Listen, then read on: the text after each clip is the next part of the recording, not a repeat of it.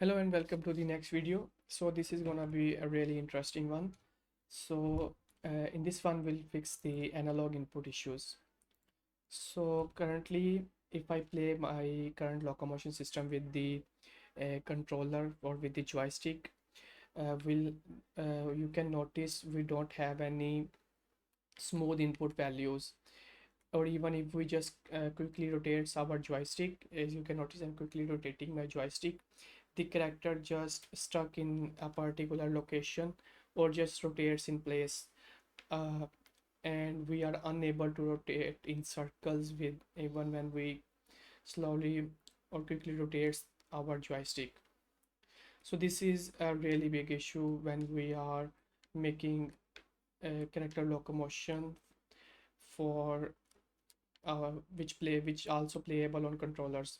So this is we need to fix this, and this is a really important issue. So I have searched a lot on internet on Google, but I haven't found uh, any proper solution which I can use in order to fix these input issues. So in this video we're gonna fix this. So let me show you the end result gonna be. So if I play my demo over here, so here is my solution that I have implemented here, and you can notice even if I quickly rotate my joystick, you can notice my I'm quickly rotating my joystick and my character is properly stays in a running state. And also when I'm rotating my joystick, we are able to run in circles. You can notice my character is properly running in circles. Or if I just gave a small inputs, the character is properly or smoothly follows the input direction. And when I quickly rotate my joystick, the character just run in a straight path, and our acceleration or velocity is remains same. So this is the proper solution that I have implemented in this demo. So in this video we're gonna fix this issue. So let's get started, guys. So in order to fix this, we need to open our character blueprint. So if I open my character blueprint, so in order to solve this issue, I'm not gonna go doing any C++ or any deep level uh, functionality change. I'm gonna write a complete solution inside the blueprints, so which you guys can follow or easily understand.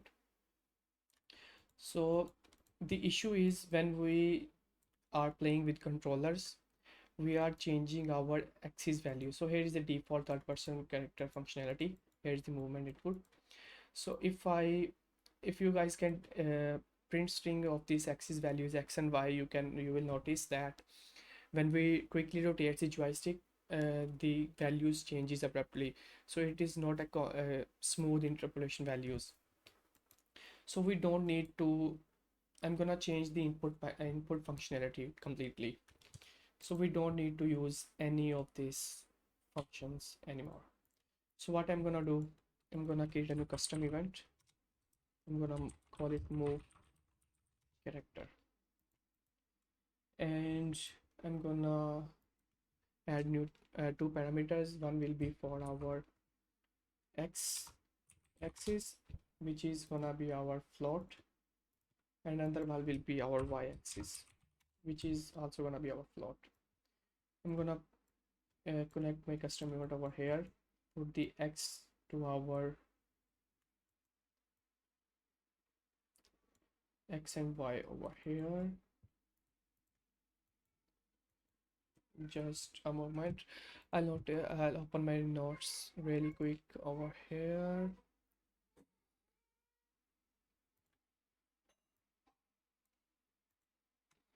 Just a moment. Blueprints. There we go.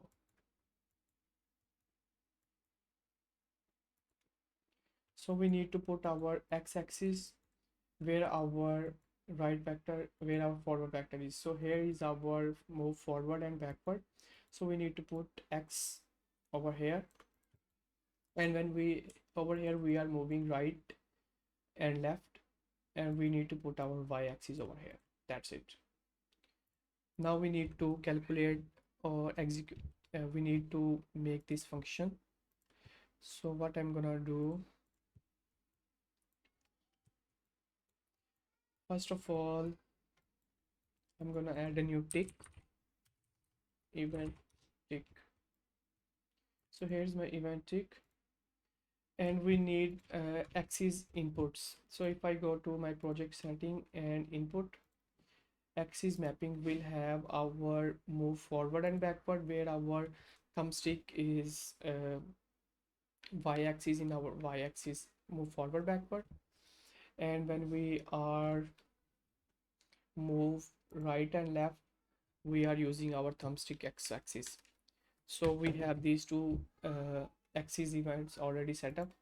What I'm gonna do, I'm gonna use I'm gonna create a new variable first. I'm gonna call this current input vector. I'm gonna set the variable type to vector, set the variable over here, and I'm gonna make vector. So I'm gonna get these two axis events, axis values, move forward backward axis, and move right and left axis values. So for forward backward we have our x, and for right left we have the y. So here we have our current input vector. I'm gonna get my current input vector and make rotation from x, and I'm gonna promote this to a variable which will be our current input rotation. That's it. So, here is our current input rotation. So let me just draw debug coordinate system for you. We'll check the rotation, get actor.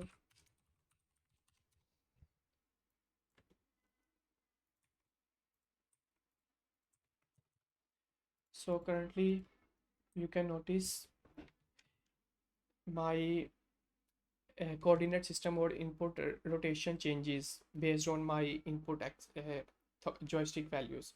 So which is what we want. We have their proper rotation based on our joystick. This is the this is done, and now uh, we need another function, which is, so if we have input, I'm gonna get my current input vector. If our vector length is greater than 0, which means we have some input values. So I'm gonna put a branch over here. We'll use print string. So when we have some input, the print string fires. Okay. I'm gonna promote this to a small function, which will be our has input vector. I'm gonna set it to pure function. And now we need, so if we have input, what I'm gonna do, I'm gonna create a new variable which will be my target input rotation. I'm gonna set it to rotator. So this is my target input rotator. So if we have any input, we're gonna use interrupt to constant node. We're gonna, here we have our target will be our current rotation, and delta time will be our get over delta seconds, and our interrupt speed, I'm gonna, for running, I'm gonna set it to 320 for now. So if I now debug my coordinate system, draw debug coordinate system, and use your vector location with my this rotation. So now you can notice our rotation is smoothly interpolating. Even when we a quick if I rotate my joystick quickly, you can notice it remains in a particular direction. So we need this input direction in order to move our character. So for that, what I'm gonna do, after this I'm gonna call my move character, and I'm gonna get the target rotation, and I'm gonna getting the forward vector from the rotation, split struct pin, and x-axis for our x and y for our y. So now if I hit play, you can notice we are moving in a particular direction with the smooth interpolation. So if I move backward, you can notice my character just perform a diagonal turn. It just rotate in a circle and then matches toward the particular direction. So this is what we want. When we are rotating our joystick, we want the character to run in circles, and when we quickly rotate our joystick up, we want the character to run in a particular direction or run in a straight line. So we want this behavior. But another issue is we want uh, we want to move in a particular direction when we idle to when we perform, let's say, idle to run. We don't want this diagonal turns. We want our character to just perform idle to run animation to a particular direction. So in order to fix these issues, mm, let me give you a better example. So if I put x and y over here, you can notice when I move backward, our character just perform idle to run 180 animations, idle to run 90 animation, and our character just properly run towards the input direction. So we also need this functionality in this function in this method. So in order to achieve that, what I'm gonna do, I'm gonna create a new macro which will track our we just need to track our input state, if we have input or not. So in order to do that, I'm gonna create a new macro and I'm gonna call this track movement. We'll have first our execution pin, and we'll have the input as input. I'm gonna call this to a boolean, set this to boolean. So at our output we need four different outputs. First one, on true, on false, all these type to execution by the execution pins, and while true, and also while false. There we go. So the macro will track our input state.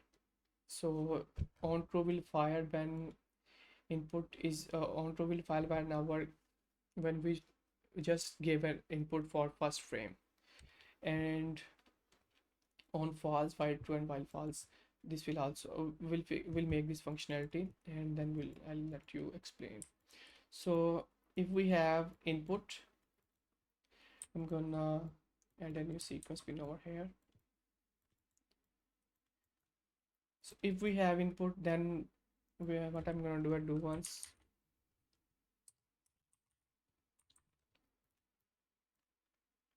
and I do once over here. If we have input, I'm gonna add a new sequence pin over here as well.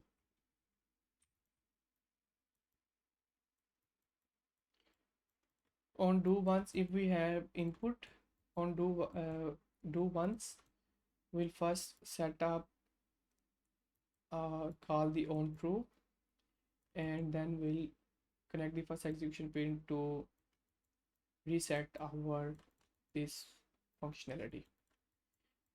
On when we don't have any input, we'll first reset our this functionality and call on false, right? And when we have input, at the second sequence pin, we'll connect this to while true, and on if we don't have any input, I'm gonna call the second sequence pin to while false. So this whole macro will track our current locomotion state.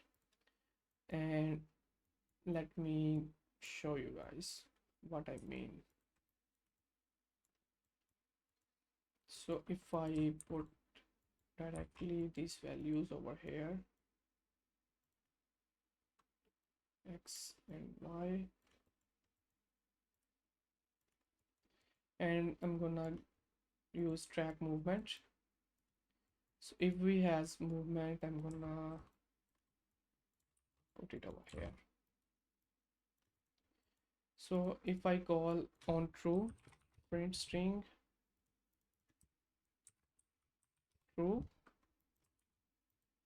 and false. So if I give give input, you can notice print string true, and if I release the input, you can notice false. So these function fires, the track movement function fires when we just give input or release the input. And when we in while true, you can notice the true always prints out, and while false, you can notice false prints out. So we'll use this function in order to properly move our character to a particular direction. So we have our track input function is ready. We don't need to use the branch over here. So what I'm gonna do, I'm gonna grab the track movement. So if we has input is true, what I'm gonna do, I'm gonna remove this variable and put the target rotation over here. There we go. So if we have input while true, I'm gonna call this functionality, and on while false, I'm gonna set the target, sorry, on true, I'm gonna set the target rotation to directly our current input direction, and then I'm gonna call the same functionality over here.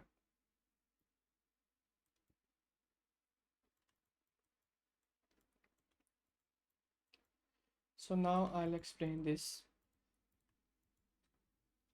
So when we have input on first frame, we'll give directly the input what we got from the joystick, and we directly gave these values to the move character at first frame. And after that, while we remain running or while we are idle, we just interpolate the rotation. We don't give the exact same rotation to the exact same values to the move character. So this is this part, and now if I hit play, you can notice our character perform a proper idle to run. And also when we are changing the or when we quickly rotating our joystick, and you can notice I'm quickly rotating my joystick, my character just properly running in a straight line. Our speed or acceleration also remains constant, and we are also able to run in circles properly. See, and let me show you guys how cool it is if I open my animation blueprint. So here we are calculating either event graph, we are calculating on run when we are enter on, and I'm gonna print string will print out our current movement direction. You can notice if I move right, left left prints. If I move backward right, backward left.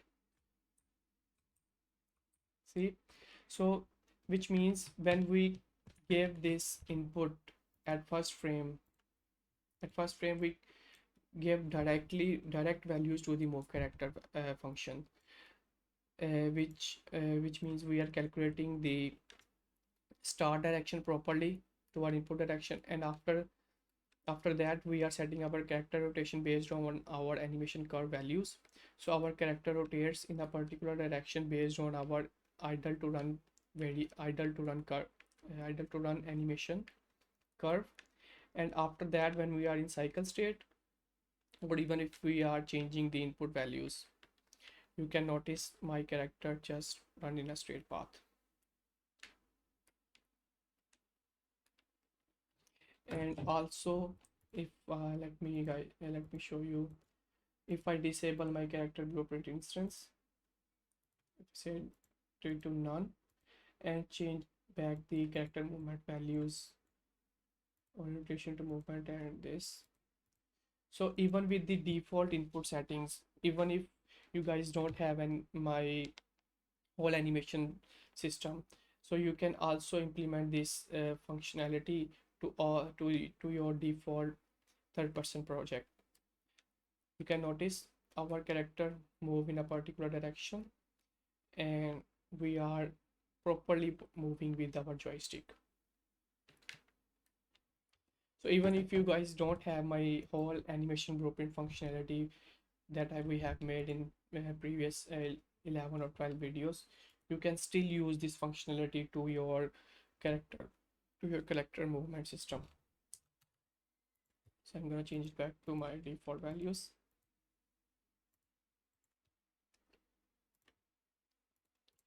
So this will gonna be a really good locomotion system that we are working on. We have also fixed our input values for our joystick. We have proper run start, idle runs, walk starts. This functionality also works for walking. You can notice I'm walking and I'm rotating my joystick quickly, and my character just behaves realistically. We can also move in circles, or what we can do is when we are in walking state, we're gonna change the interpolation speed. I'm gonna promote this to a variable. I'm gonna call this interrupt speed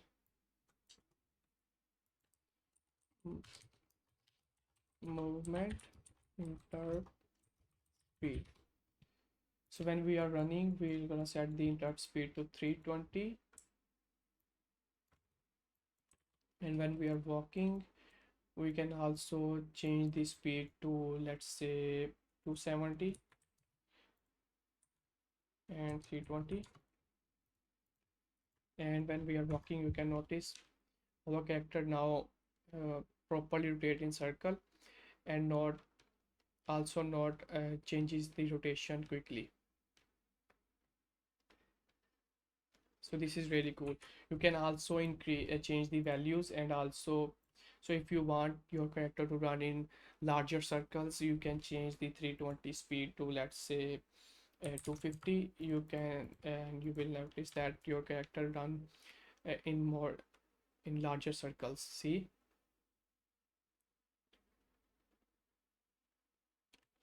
so for now I'm gonna set the default values to 320 and 270, so which works fine.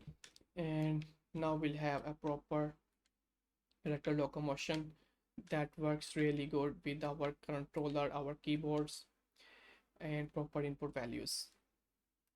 So I really hope you guys like this video, and in the next video we're gonna improve this functionality or add new features into our locomotion system. So most likely we'll work on feet locking in our next video. So that's it for this video, guys, and See you in the next one. Thank you.